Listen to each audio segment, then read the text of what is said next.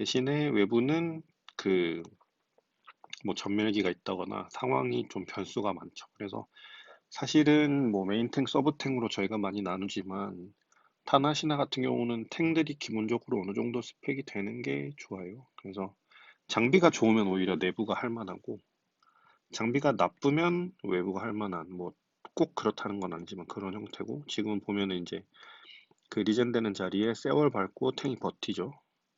보시면 이제 세월이 깔리는데 탱이 버티면 이 파티는 저번에도 말했지만 딜이 좋기 때문에 금방 끝나요. 이게 이제 고리장판인데 고리장판이라고 하는 이유는 전에도 말씀드렸지만 그 전체를 다 때리는 장판인데 반반씩 때려요. 왼쪽 한 번, 오른쪽 한 번, 바깥쪽 한 번, 안쪽 한 번 이런 식으로 나오고 이 장판이 나오고 나면 이제 전에 말한 것처럼 인내 기둥이 나오죠. 인내 기둥은 신화 패턴인데 기둥을 안 깨면 보스 딜이 안 돼요. 내부에서만 딜이 되고 그러니까 제가 지난번에는 장판을 두 번이라고 얘기했는데 바깥쪽 한 번, 안쪽 한 번 이렇게 두 번인데 이거 두 개를 묶어서 하나로 봐요. 그래서 그렇게 패턴이 오고 기둥 나오고 그 패턴이 다시 나오고 심장이 나오는데 이렇게 딜이 좋고 단결이 잘 되면 한 번만에 패턴이 무시가 되죠. 그래서 그 숟가락 딜이라고 하죠. 딜이 모자랄 때 굉장히 치명적인 층이 3층일 수 있어요.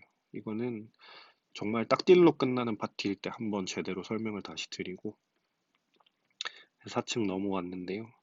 4층은 지난번에도 말씀드렸지만 영웅이랑 제일 큰 차이가 없는 층이에요. 다만 이제 1페이지 때 HP 60%까지일 때 초록색 고리로 파티원 한 명을 묶는 패턴이 추가가 됐고 그 상태에서는 초록색 고리 위에 다른 파티원이 올라와서 한 3에서 5초 정도 서 있지 않는 이상 이동이 불가능해요. 근데 그 4층은 전염장판이라고 해서 홀수 첫 번째, 세 번째, 다섯 번째 이렇게 나오는 장판이 전염장판이잖아요. 그래서 전염장판인 사람은 외부로 피해야 되는데 고리로 묶여서 못 피하는 상황이 한 번씩 나와요. 그래서 잘 보고 그 전염장판 걸린 사람이 고리면 다른 파티원들이 주변을 좀 피해서 클리어해 주시는 게 좋고요.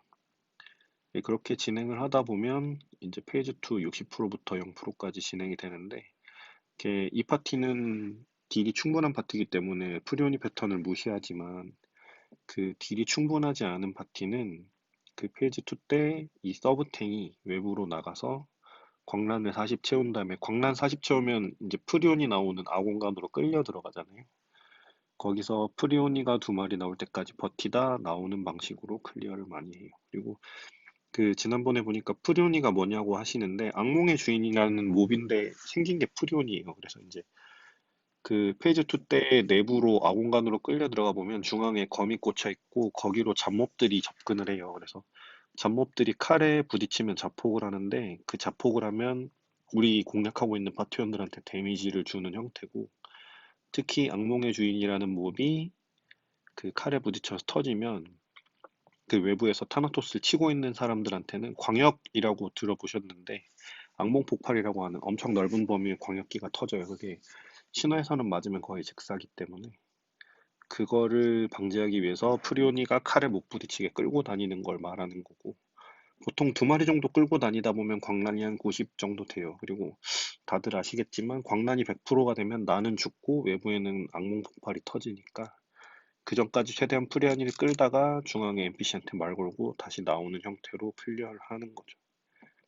그렇게 진행을 하는 건데 앞서 말씀드렸다시피 이 파티는 그렇게 깨지는 않을 거예요. 그냥 딜로 찍어 누르는 파티고 이게 사실은 타나토스 신화가 4차 그 4차 전직일 때 처음 나왔지만 나중에 5차가 출시되면서 클리어 난이도가 옛날만큼 높아지진 않은 건 맞아요. 근데 어쨌든 상당한 딜을 요구하다 보니까 4층은 파티장분이 빨리 선택을 해주시는 게 좋아요. 한 두 번 정도 트라이를 해보면 사실은 알 수 있거든요. 그러니까 그 보통 프리온을 무시한다는 게 내부에 아무도 안 들어가고 60%부터 0%까지 딜을 해서 깎는다는 소린데 우리가 만약에 딜을 했는데 첫 악몽 폭발이 터질 때까지 HP를 한 40% 깠다. 그래서 60에서 20까지 까고 20이 남았다고 하면 그 파티는 닭공을 해도 돼요. 닭공을 해도 클리어 될 가능성이 높은데 물론 그럼에도 불구하고 한 20%쯤 됐을 때 터진다, 피해라 이렇게 해서 장판을 몇 명이라도 피하게 하는 게 중요하겠죠. 근데 만약에 우리가 첫 악몽 폭발까지 60%에서 한 30%밖에 못 갔다. 그러면 그 파티는 닭공으로 해서 깰 수 있는 파티는 아니에요. 그러면 이제 서브탱이 들어가서 그 폭발을 2번 지연시키는 시간 끌기를 해주시는 게 좋죠. 그게 한 명이라도 들어가서 프리오니가 칼에 못 부딪히게 하는 게 외부에서 딜하는 사람한테는 엄청난 시간벌이에요. 그래서 그 판단은 꼭 메인 파티장이 해주셔야 된다는 거.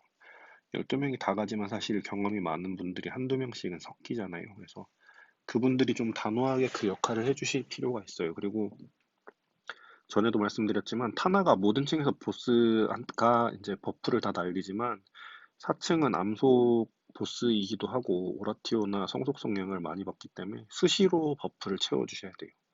수시로 버프를 채워주셔야 되고 그때는 특히 아스 같은 경우는 시전 범위가 있어요. 그래서 비숍에서 내가 어느 정도 이상 거리가 떨어지면 버프를 못 받기 때문에 내가 아스를 받아야 되는 물공 딜러다 그러면 숍 근처에 항상 서 계시는 게 좋아요. 서 계시고 버프 창에 다른 건 안 보이지만 아스는 노란색 칼 모양으로 보이거든요. 그래서 보이면 꼭 달라고 하셔야 되고 지금 뭐 살짝 지나갔는데 타나토스 옆에 십자 모양으로 칼 생기는 게 신화에서 나오는 검기 그 이제 십자 검기라는 새로운 패턴인데 저거는 웬만하면 잘 안 맞아요. 웬만하면 잘 안 맞고 피하기 좋은데 만약에 내가 피했는데도 맞는다 그러면 그날은 셀렉이 있는 거니까 조심을 하시고 저 스킬 맞으면 광란이 오르니까 광란 관리해야 되는 탱들이 특히 좀 조심하시는 게 좋고요.